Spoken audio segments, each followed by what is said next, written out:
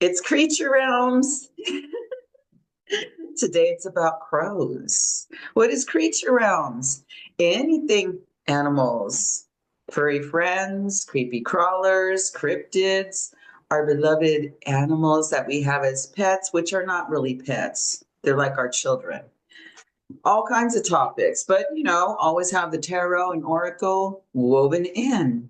So today I have this really cool lady here by my side. Her name is Alexandra, new mommy, as you can tell, with the little, oh my God, the baby. I get all crazy with the babies. I do. It just kind of flashes me back. She's also a professional card reader. And talking to her, she had mentioned she's really tapped in to the energy of crows and other feathered friends. And I thought it was fascinating that I have her come and tell you about her stories as she's received messages like semi omens and like to give for me, I think the crows are always misunderstood. Would you say so? Yeah, definitely. Like, as maybe same for you, like growing up, you always heard like that crows were bad luck. If you seen one, it meant this, and two meant this. And that's kind of how the superstition around crows that I always grew up with. So they always had like, I don't know, an energy that you kind of just considered to be, go with the Halloween stuff and the ghosts and like that sort of thing. And yeah, bad luck more so than anything. But yeah, I think they definitely have a bad rap because they're very intelligent creatures, and they're nothing to be feared or yeah, or seen as bad omens, in my opinion. Like, I guess that's where the murder of crows comes in when there's a whole flock of them and everything. In my Before I go further, I said you were a professional card reader, but introduce yourself. I swear I just jumped on in because I'm all excited about it. Sure. Yeah. So my name is Alexandra, and I guess I'm known for my tarot reading and oracle card reading. I dabble in astrology as well, and I'm also a Reiki practitioner, level 2 Reiki practitioner in Holy Fire. And yeah, so it's been a journey this last little while, like, diving into those things, probably the last 5 years now. And yeah, so I'm known as Guiding Tarot. If you're looking for me on IG, it's guiding underscore tarot and can also be found on Facebook, Guiding Tarot with Alexandra. So that's where I'm at now. And I'd like to this year get into more Reiki services for people, whether it be distance or in person. And yeah, I'm working on Or that. their pets. Animals are very receptive to Reiki.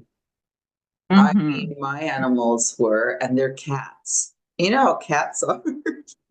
They're like, you, man, I don't want you touching me. And dogs are like, please touch me, please. Like, but cats, yeah, very, very receptive. He was very receptive to it. So add that in the list of, because you're very open to receiving animal messages just from me, like kind of tuning into the energies here. I had a question. Do you have any crow tarot decks? I do. I have one deck called the Crow Tarot, and I don't have it right here in front of me, but it's by MG Cullinane. This one, right? And This, no, yes, yeah, yes, I that's have the the dog one. here Yep. So by she her. does a couple different crow decks. So I have her first version, and I think she does like a urban one. And she also, I have another animal deck of hers. And yeah, I think I just really respond to that artwork and Yeah, representation of the tarot. It's a little bit different, but still kind of traditional. But yeah, I really like her. yeah, I have the Guardian of the Night. Yes, I have that one too. This one. Exactly that one right there. And since in the shop that I work out of it, there's dogs. Everybody has dogs. So if they're a client and they sit at the table, I ask them, "Hey, want a couple of cards for your dog?" And then they get all, That's fun. whoa, and they get all blown away. I go, no, animals have language. They have a lot to say. Mm. They're just them. They don't have like this judgment. Well, I don't know about cats, but you get what I mean. They're not all like on the loose just to kill. They do that Yeah. as part of nature. Nature's nature, right? So, anyways, given that, I know there's creatures of the ground, creatures of the air, the water, and these creatures are of the air that you're going to talk about. What's the Yes, the tie-in with air. that one? Because that, to me, my creatures are the ground. Hmm. The serpents, the creepy crawlers. The ground. I like the air. I am air. I like the air, but the ones that really come to me with messages are of the ground. So, what is the connection with you and the air? Ooh, that's a good question. But I definitely have different experiences with the air flying ones. Hmm. Um, and yeah, all different ones, all different types of messages come through at different times. And when I say that, like, I guess, the color of their feathers would kind of make me feel a certain way or think of a certain thing when I see them. Reds for me always remind me of my dad. Like if there's a big fat robin, hopping close, or in the area I'm very blessed to live pretty much in the woods, and we get a lot of like woodpeckers, and there's several different ones. There's like, but they all always usually have red on them in some way. So, yeah. And then the crows are a big one. Eagles are also a big one. I live close to the river, so I do see them often because of where I live, but I also have them show up at very interesting times. When I, need a little message, or yeah, I do have a story about the eagle, which I will share too, where they like basically were trying to save my life, I think. And I, there was two eagles involved. So yeah, so I don't know what it is with the birds, but I feel like because they are kind of lighter, and I guess like more, for the most part, maybe crows are smart, but a lot of birds are more like simple brain, more just in their body. And I feel like spirit is able to kind of manipulate that very easily and very smoothly, and kind of just, push them into your realm or into your field, and yeah, share messages that way. There's a so, lot of different birds. so just with you talking, so your connection is more with the upper world, and some people work more in the underworld. That's where your work is. It's in the upper Okay. world, having people see light, bringing light into them. Me, I'm a little different. You already know me. And the medicine I drink there, I'm the opposite. Well, we are both. At times, we're Mhm. both. But that's where your realm and your expertise is with the birds. Do you have hummingbirds? I do, yeah. Ooh, In the summertime, they're the best. I have a lot of moments, beautiful moments with hummingbirds. Like the beautiful first moment. day that they come back, it's like one of my favorite days of the year. Like I'm just like, they're back, yay! Like, and if you don't have their feet are ready, like they will let you know, and they will buzz in your face, and they will Just let you know when it's empty. They're really adorable. Yeah, I have lots of them around. they're very feisty. I saw one last year. I think I told you about it. She said she told everybody to fuck off, man. She just said, leave my tree. And she had her little nest with eggs in it, I guess way below. There were babies in there. And there was already a nest started. And it was a bigger bird. And the tree was empty. I saw her fight people. The squirrels wouldn't hang out there. The little chippy monks, no other birds, nobody. Or she was like, ah, fuck off. She was badass. I love that. I saw that because as you have cards as well. These oracle cards, right? Tell me something, right? It's so stereotypical. These people, some of them, love, joy, the hummingbird. You get the crow, rebirth, death, whatever. It's all like underworld. I go, no, my experience with, I can't tell the blackbirds apart. I don't know not magpies, but they're these big blackbirds, and then there's The crows, raven. Yeah. ravens, crows, but there's bigger black. I don't know my difference between the black birds, but there's something about like crows. Now, when I see them in readings, my feel with them, with me, is that they're omens like from and like acknowledgement when people have been in some low vibing times, some dark times, and the crows are like, hey, this is wisdom from this. Learn for your advantage. It's temporary. We fly. Shit, I ain't dead. I'm here to talk to you, right?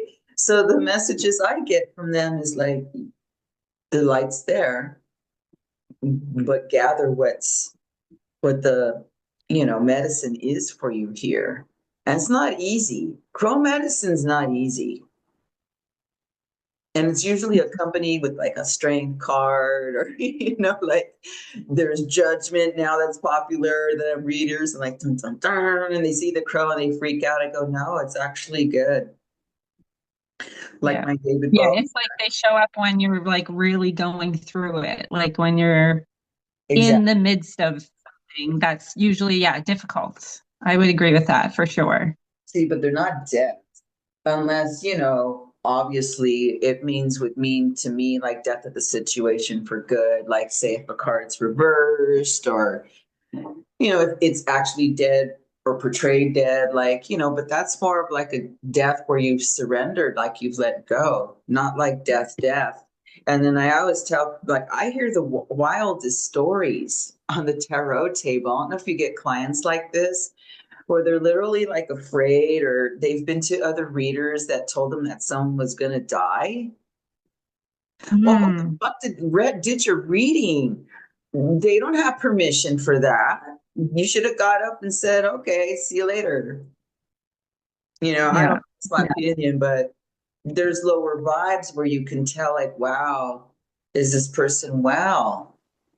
That's about all I'll tell them because I don't know. Who knows? Maybe they come back and get revived. Who knows? But we're not, that's not, I'm not no judge. I just read what's Yeah. there. Excuse me. Yeah, it's not a message. It's making predictions, right? And you have to be very ethical with your predictions if they are shown to you. Um, sometimes people will ask for a like a direct prediction, and you don't, I don't know, sometimes like you don't see it, or because they're not meant to know, like they're meant to discover this thing on their own. And sometimes you wonder, like, do people just say these things because, or then sometimes you might really see something and you just don't share it because of ethics, like you can change their free will, or it will Or, create yeah. different karma for them or something. Like, you have to be safe with the information no matter what it is or where it comes from. You have to think of that. But yeah, it's crazy for someone to just give somebody a death date. But I have definitely had people sit down at my table and be like, yeah, I had this lady, read my tea leaves and she predicted my divorce and all this stuff when I was like newly married. I'm like, oh, that's great. Like, Oh how wow. could you ever say that to someone? Yeah, so when they read, so when they come to readers like as us that just, we read what's there, we're with integrity, like because the soul has to experience. We're very adventurous. We're a little mischievous too. We want to do it all. So I say, look, experience it. It's not. I'm not saying anything. I'm just read what's there. It's up to you. You choose. Yeah, I can't tell you. But look at.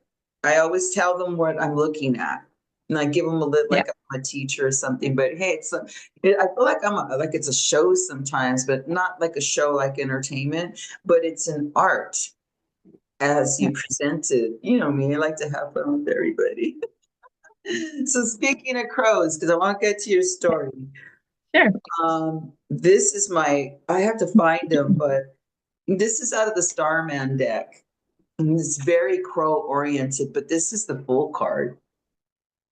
Okay. This guy's got some crow energies here. Mm-hmm. I want to show you Mm-hmm. what the bottom of the feet is. Look at those traps. Oh, wow. And he's barefooted. Crazy depiction. Yeah. So that's the fool. Mm-hmm. Look at him, man. He's got a little corset, little cincher. Look at that energy, right? But it's crowness. It's very Yeah. like mischievous too. So yes, there's a lot of mischievous mischievousness going on here in this deck. And that's like the one that's the biggest one because it starts off the whole journey is the full. That is correct. Check out this one though. When people get this one on my table, there's a lot going on here. You could be like, whoa. But it's the Prince of the Swords in this deck as well. Let me see if I can get this like, Okay. okay, first, okay, I'm going to start zooming in. I have to do this really slow with the camera so you can see it's kind of the same guy, but he's lost his corset from the full card, right? But I know there's a lot going on in the background, like some rebirth spiritual action going on back there. So as you can see, he's my crow. So when people get this in their reading, I'm like, oh, you got the crow. Very significant of the movie too. With Brandon, Mm. like the crow, he couldn't kill. He couldn't be killed because he's already dead in his part. But when someone gets this part in a reading, it's like, no, it can't kill you. Look at all the wounds that are here, but he's still alive. He's still there, like, uh-huh, with his crow, because he gets the medicine. I love the sword suit. All right, Alexandra. What is your crow story? Yeah, so I have like a few, I guess, little ones that I would just share. And I think it's cool to share these kind of things because a lot of times when you see something or feel something, like you kind of automatically like question if that matters or if it means anything. And it's like the more we talk about it, the more people will notice and learn and, receive messages. And I think so. I think it's great that you're doing this. But yeah, so I guess like so I've always had this one tarot deck that was given to me by my mother and it belonged to my grandmother. So I've always been like, had the cards there. I would consult them from time to time when, life was odd or something. And, so I always had them. But in the last, like I said, 5 years, I kind of started delving into the tarot and studying it myself. And I took a course with somebody and to kind of, just because I was learning by myself, it was so fun to like talk about tarot with somebody, even like we're doing now. It's like, before this, I never got to do that before. So when I was first doing that, my family we're very outdoorsy. Like when we're out on a hike and we find feathers or cool rocks, like we take them. And I always think it's special when, especially a bird, would leave you a feather, that type of thing.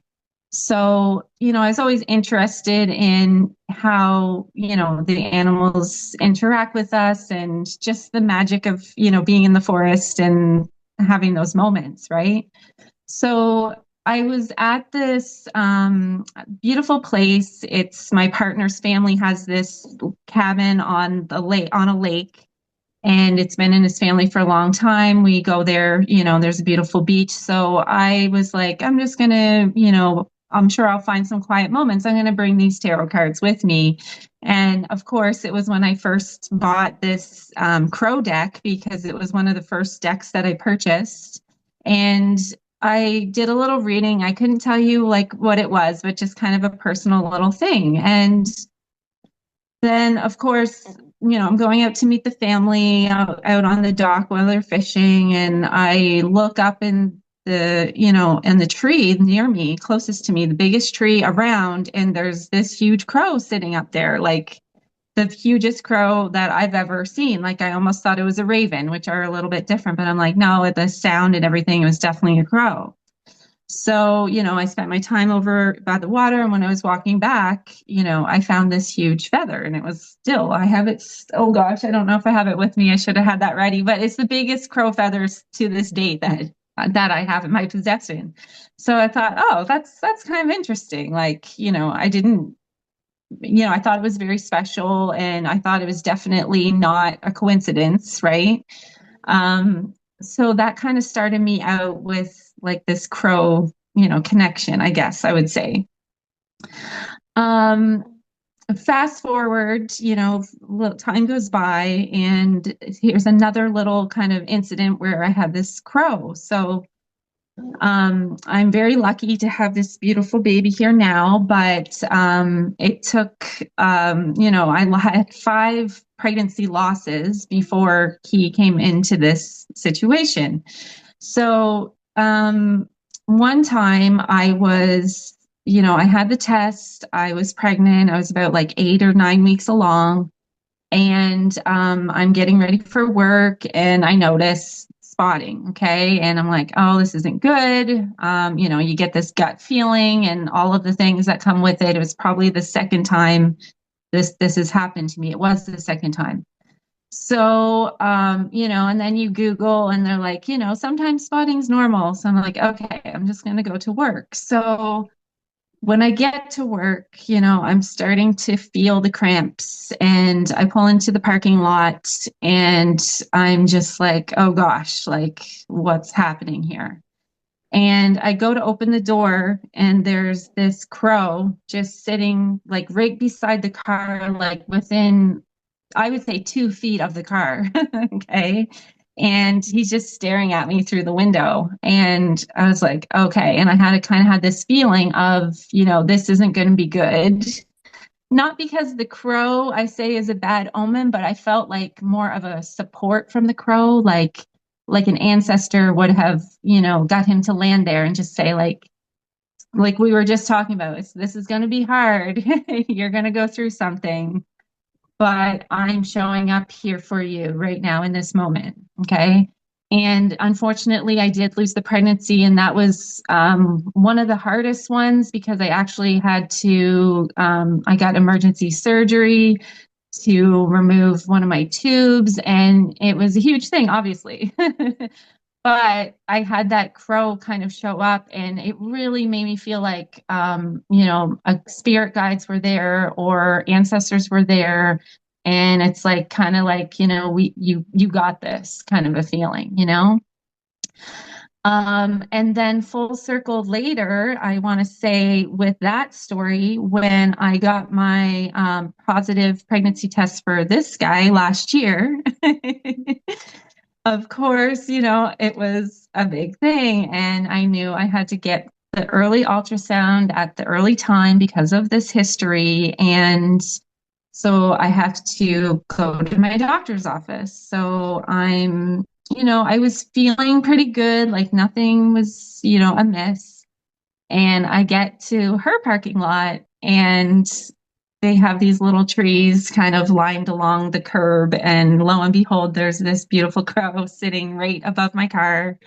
And anytime, and then I'm like, oh, okay, like this is going to be good. And I felt like this really good, warm, fuzzy feeling, but still that support that from spirit and my ancestors. And I was able to, yeah, go in and talk to the doctor, got the ultrasound, and now, here we are the next year, and we have this wonderful little bundle of joy. So yeah, that's one of the little stories that I have about the crow.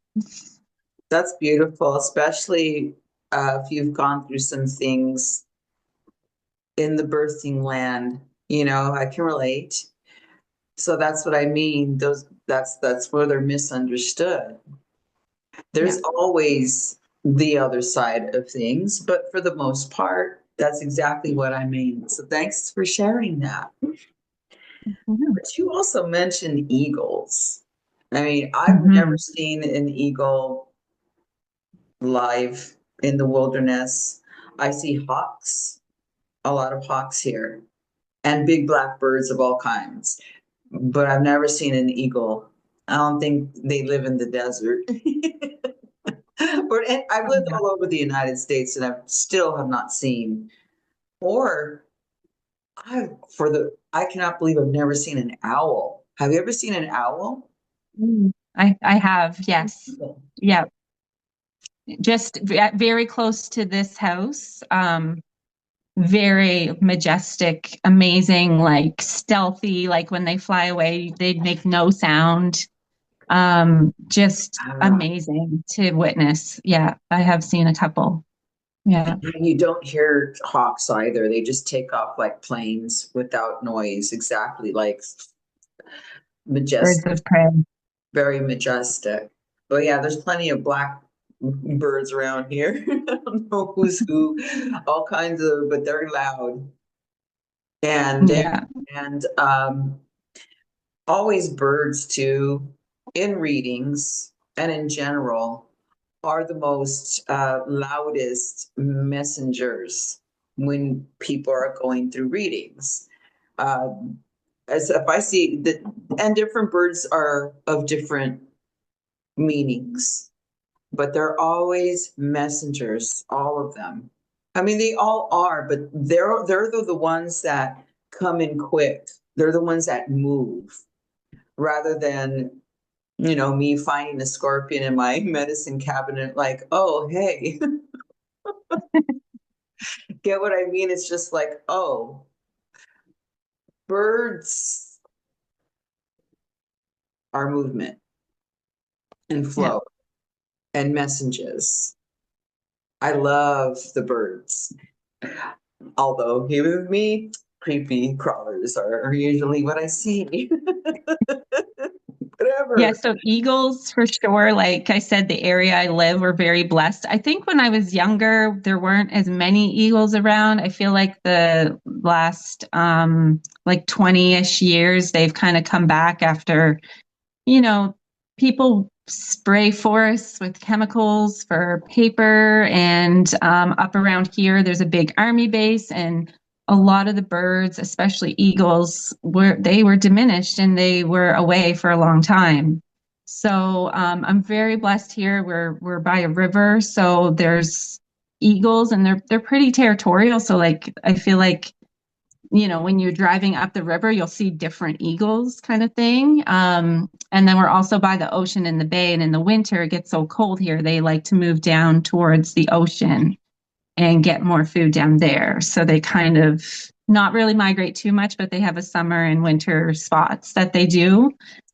Yeah, Um, I bet.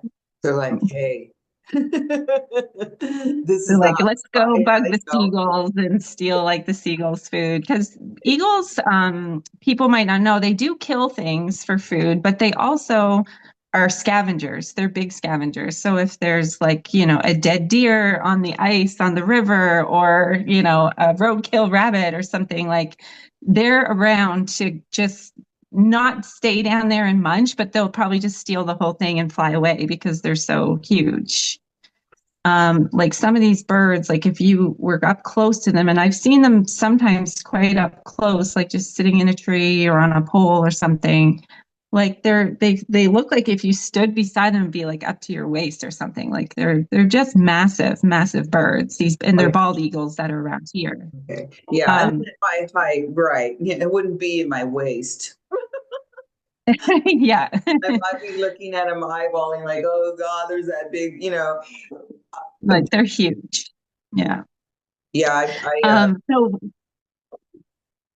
oh, sorry. So I was gonna say, so this one time, I was at the river, so there's a little beach close by where I swim. And my son, he loves swimming, my older son, and he had this huge beach ball, okay? Like not just a regular size beach ball, it was like the hugest one I've ever seen. And of course, we bring it down to this beach. Um, the weird thing was the river was so still that day. Like there felt like there was no wind. The whole river was just like it looked like glass, like it was like a still lake. When wow. really it's this, fast moving river. And so we have the ball out there and it starts to kind of get away from us. And I said, okay, like you stay on the beach. Like it was just the two of us down there. I'll go try to grab it. So, and I'm thinking, like, no problem. Like, the water's not, it's calm. I can swim pretty quick. I'll just grab it, come back. So I get out there and I just start swimming. And then I'm like realizing, like, I'm not getting any closer to this ball. Like, what is going on? And like, I look back at the shore. I'm like, okay, I think I can still do it. And I start going towards this ball again. And then all of a sudden, I look back and I'm like, oh God, like I'm a little too far out. Okay. There's no one else on the beach besides my young son. Like, what is going on here? So, in that moment, I decided, like, I'm going to turn around. And as I'm turning around, there's these two eagles that come from two different directions, like kind of like an L, and they fly together and they do this little twist turn and then they go and fly right back apart. Okay. And I really felt like when I was turning around, they're like, yes, go back, like go back to the back to the shore, like get out of the water. Because like what happens when you get to the middle of the river, like that's where the current is. Like that's when you can get swept. That's when you can even get tugged under a little bit. Like it can be soft on the top, but like you can't mess around with water. The No, power of rivers and oceans is never mess with it. Like, and I know this. And so I was just like, in that moment when I like thought about giving up the ball, I looked just at the corner of my eye in the sky as I'm turning around in the water, and I see this like two eagles like coming out of nowhere, just together apart. I was like, okay, I'm swimming back. And I swam my little butt back as fast as I could. And I was like, my son was like crying about the ball. I'm like, dude, we can't get the ball. Like it's going to the bay at this point. But yeah, it was yeah. pretty cool. It's Yeah. a gift to someone that's gonna, it's the gift to the water. It's, it's an offering. Yes. Yes. So I'm going to show you because I'm trying to reach for it here. So speaking of like the bird kingdom today, um, this person here, and I'll might be sharing the links to her work and her decks, but this artist in particular, Robin Taylor or Taylor Robin, one of the two. I always get them mixed up when it's like two names. Yeah. You like could be your first name, yeah. But so excuse me for that. Although she makes some really beautiful decks. So she's doing the elements right now. So she has the earth, she did the ocean with the water. She recently just did the fire deck, which is very serpent like. So that's I went, "Woo." So right now, she's creating the air, which is all birds. So maybe that can be your first Kickstarter deck for yourself. Because as I was saying, you get it always, she always accompanies her decks with beautiful like cloths, like ritual cloths, and they're very soft and quality and they're beautiful, taken from the design of the theme of the deck. So that one Nice. was I don't know which one is this. I think this is the Myth and Legends cloth. I just showed you a little snippet, but her boxes are according. See, so this is the fire, Ooh. so I have the ocean deck. I don't have the earth deck. The earth deck is green, the ocean box is blue, that kind of thing. So Cool. Yeah. send you uh her info, and I don't think she started her campaign yet. She's in the process. Or her Instagram page. I can share her Instagram page with you so you can just know when all her info is and release dates. And I always like mentioning the indie artists because, Mhm. me and you as readers, I would love to have my own deck. Yeah, of course, but that is a real commitment to get a quality piece of work out. It really like thought, your heart, soul, spirit, mind, everything goes into it. It's not an easy process to create a deck. And then It's a to lot of cards too. what? It's a lot of cards, 78 cards. It's a lot of creativity. It's a lot. I commend the people that do it. It's amazing. Right. So I just like to share that because they it's such a big acknowledgement to them because they create tools for us and the people that we read for out there. And speaking of readings, as this grows, I'll be doing live readings for maybe random people. But since I do have a deck out and it's nearing our time we are going to complete, and I don't have the pro deck, but if it ever came to me, and I kind of jumped into the tarot, came back to tarot, uh, and I missed some decks out there, but one of them was the Murder of Crows tarot.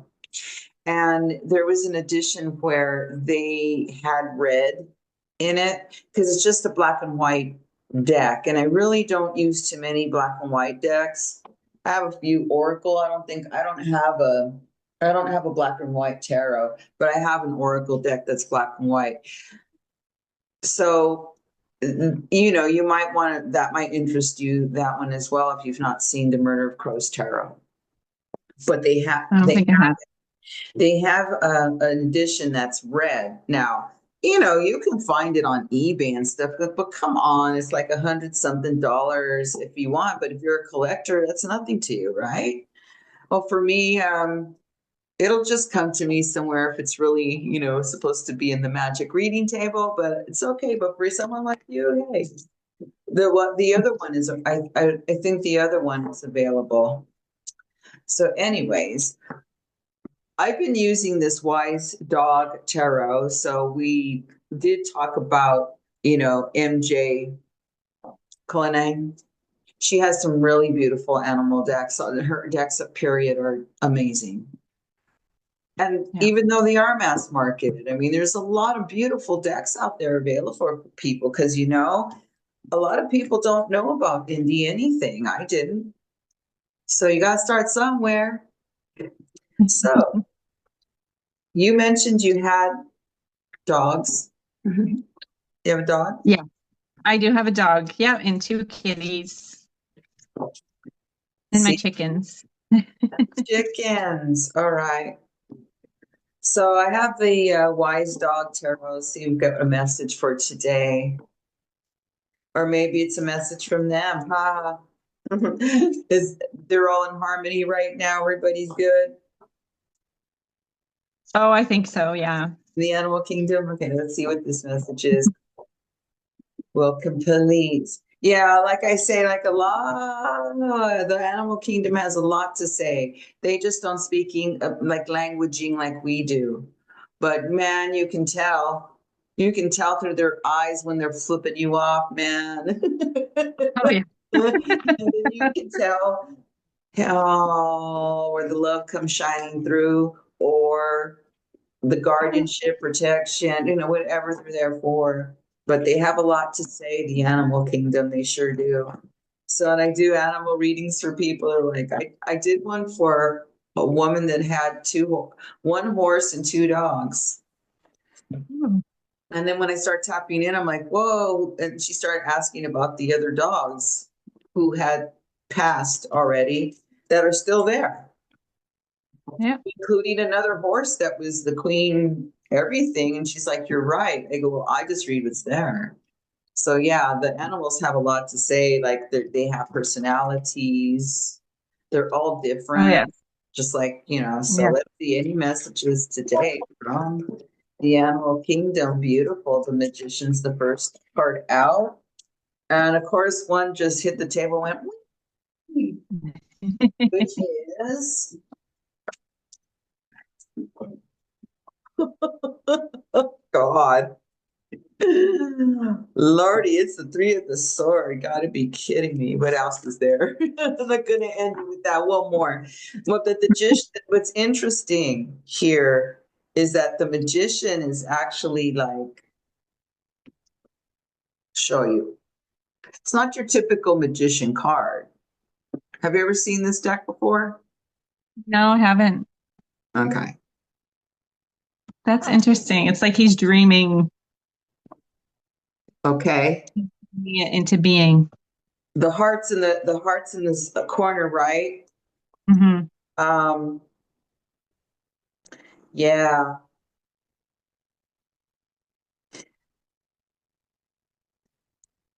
The Three of Sword is really interesting the way it's depicted here. Because I like this because it's not very like typical, like Rider Waite typical, but based on. But look at this. Look at the hearts there again, right?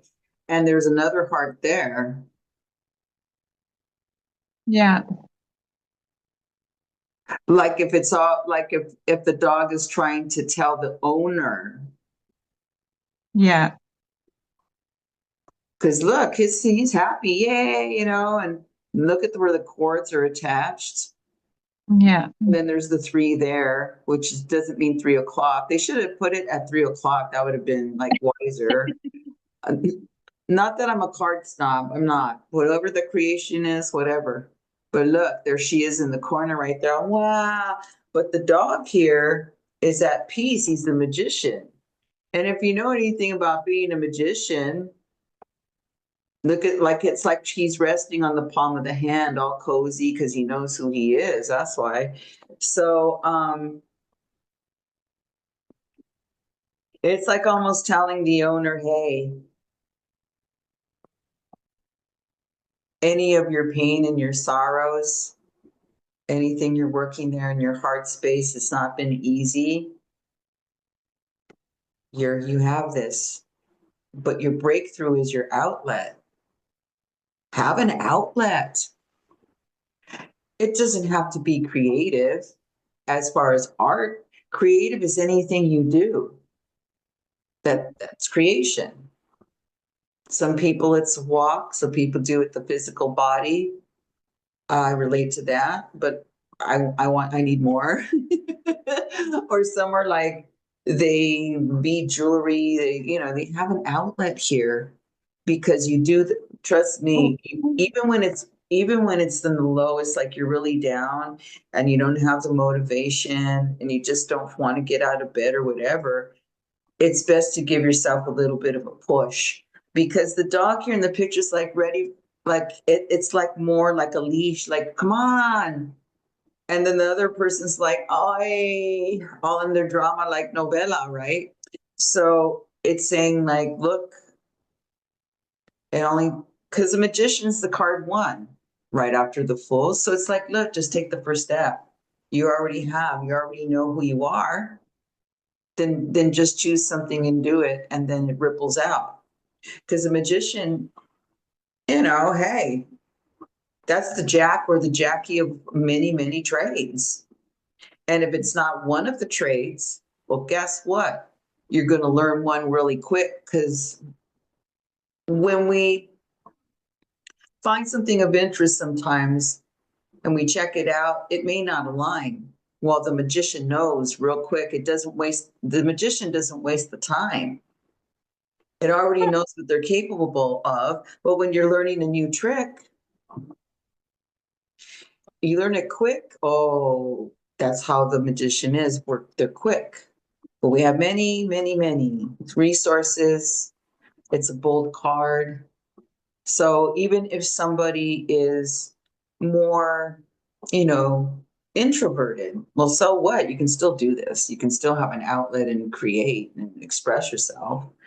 That's how you have a side, assistant or something. Hey, get my workout, do this, do that, instead of doing it by yourself.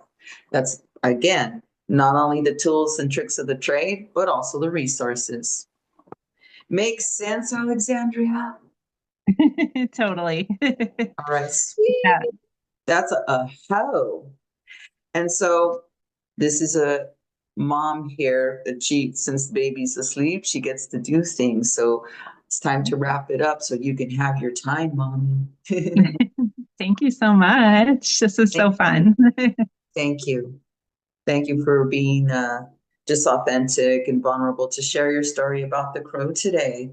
Okay, everybody, next time it'll be the legend of City Green. So I'll be posting on that. So till next time, see you later.